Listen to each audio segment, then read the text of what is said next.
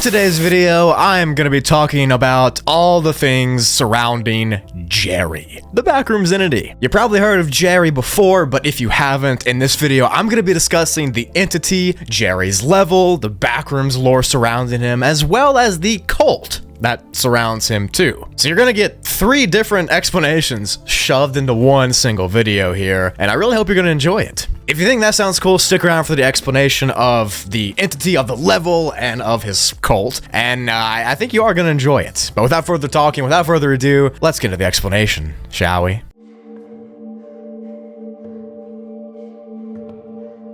First, for the video, I will be explaining the level that this entity, Jerry, controls, and I'll be going into all of its lore, its design, and everything. So, level 274 of the Backrooms has been classified as a Class 1 difficulty, and is safe and secure with a small entity count. But most people don't know the level by its level number, they know it by its level name, Jerry's Room. Now, on the surface, this place appears to be one massive structure with a blue hue to it. This structure has several different rooms and hallways inside of it, and all of those rooms and hallways are covered in the blue lighting. The level is home to one massive area room thing that can fit around 200 people in it. Of course, those 200 people are the cult members. The floor of the level is shiny and it's cool, and there's really no light sources inside of the building at all. All of the light comes in from the outside, and you can't really see what's beyond it because it's just straight light. On the walls inside of this gargantuan level are huge paintings of the entity and bird Jerry. These paintings can depict Jerry in many different poses, sometimes wearing clothes, sometimes smiling, sometimes having crowns on. They have a religious vibe to them because the followers of Jerry, the cult members, see him as a religious entity, and these paintings are everywhere in the level. The person, or the entity rather, who painted these images is rumored to be the artist entity, which in and of itself has some lore. I'll probably make a short about it soon. No time for that today. But the entire purpose of Jerry's Room is to be the level where his followers and cult members can come together in one meeting place and worship him. It's a place where they can all kneel before him and call him a god, essentially. The contents of the level are just plain. There's nothing much more than I described to you. Just blue-hued walls, floors, and ceilings, and just this giant open area. This is not the only level that Jerry has dominion over, but it is the only level that only has Jerry. But now that you know a little bit about the level and that kind of thing, I want to go ahead and get into the entity of Jerry that I keep mentioning over and over again. That way this all makes a little bit more sense.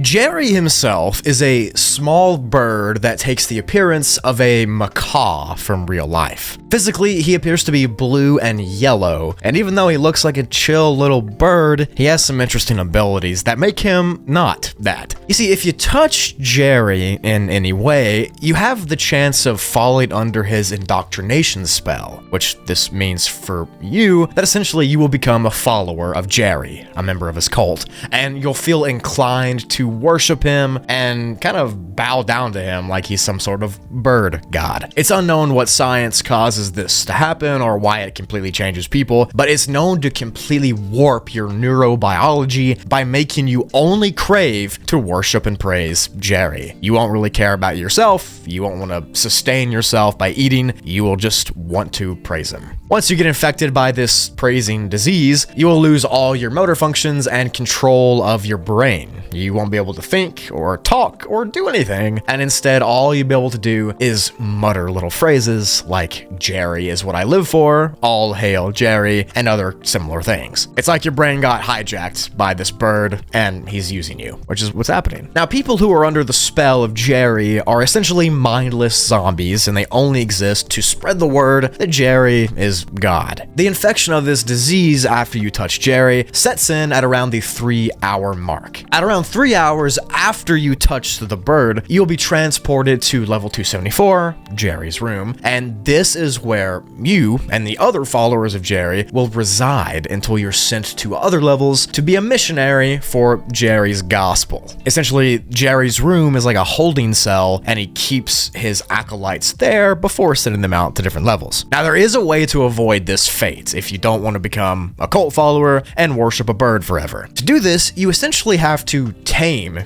Jerry. Tame this blue bird. And when I say taming, I don't really mean you can make him follow you around and he'll become your pet, but instead it's more of you can appease him. And you can do this by offering up sunflower seeds or almond water. If you're on a level like level 1 or level 2 and you see Jerry and you don't want to touch him or you don't want him to touch you, you can approach him slowly with the almond water and sunflower seeds and he will consume either one of them. And after he does this, you will have tamed the creature. He will stay with you for a couple days, and after those few days, Jerry will then fly away again to go get more cult members and get worshipped and stuff. But he will never try to convert you into his cult again after you tame him. So pretty much by doing this thing with the sunflower seeds, you save yourself from ever running the risk of being added to the cult forever. He won't come back and get you. He won't forget that you gave him the food and the water. He will essentially be passive towards you. But back to the powers that Jerry possesses. The bird itself has immense power and strength, and it's been able to be seen no-clipping directly through levels, even though wanderers can't do that. He's been seen phasing directly through levels 1 and 2, and all the way up to 274, and he also has the ability to just touch somebody and get them to serve his bidding. Besides that, we don't really know much about Jerry, besides the fact that he's smarter than a regular macaw, and he has a cult. Now, speaking of those cult members, there are a lot of them, and I mean a lot, because Jerry has been busy indoctrinating his followers, growing his ranks for decades in the Backrooms. And over the time, he's built up pretty much an army of acolytes that have been named the followers of Jerry. And now, I'm going to talk all about the followers of Jerry, where they live, what they do, and why they follow a blue and yellow bird.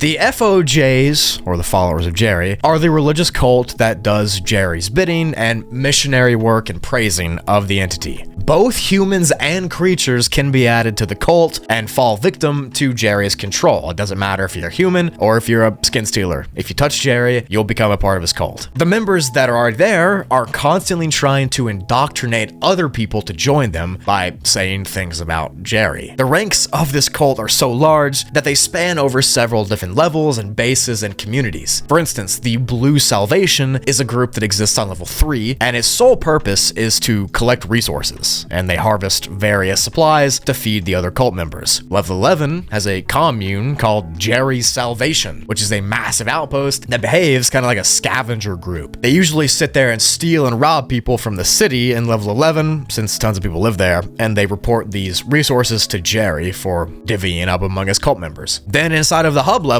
there's a small band of people known as the Winged Travelers. These people essentially stay in the hub and they divide up various cult members and resources to send them to different levels, since that's what the hub is used for. And finally, there is the largest group of cult members in Jerry's room. This is where the greatest single mass of cult members live, and this is where they organize outreaches and do worship ceremonies for Jerry. Now, even inside of the cult, there are ranks and important positions. Jerry is, of course, the leader and the founder and the controller of everything. He's their god, and they all worship him like such. And since we don't really know anything about his origins or his abilities, that's all we know. Maybe he is a god. I don't know. Then there's Father Bluebird, which is a small bluebird creature that looks like a regular old bluebird, and he kind of runs the operation. He's kind of like the second in command to Jerry. He pulls all the finer strings of the cult. There's also a woman named Sinclair Beckett, who is apparently a radically devoted wanderer to Jerry and is known for leading attacks on other groups of people to steal their people and resources. Cool. The followers of Jerry also have this pretty cool logo, and their slogan says, "May the wingspan of 1,000 feathers protect us in his embrace. Forevermore shall his followers live in harmony and euphoria. Jerry is everything. All hail Jerry." Not gonna lie, it's got a ring to it, and their logo is pretty tough. I don't know if it's worth, worshiping a bird, but it's pretty cool. Jerry as an entity represents the unknown part of the Backrooms. We don't know how a blue and yellow macaw has mind control powers and gets thousands of people to follow him and worship him. He just does. We don't know why he does this. We don't know what his motives are, but that's the beauty of the Backrooms. There are no rules. There are no logics. Nothing makes sense, and that's just fine. But now you know all about Jerry, you know all about Jerry's room, and you know all about the followers of Jerry. Let me know in the comments if you would join the cult just to see how fun they're having. I mean, they gotta be having some kind of fun. There's thousands of them. That's it for the video. Thank you so much for watching to the end. If you did enjoy, make sure to leave a like.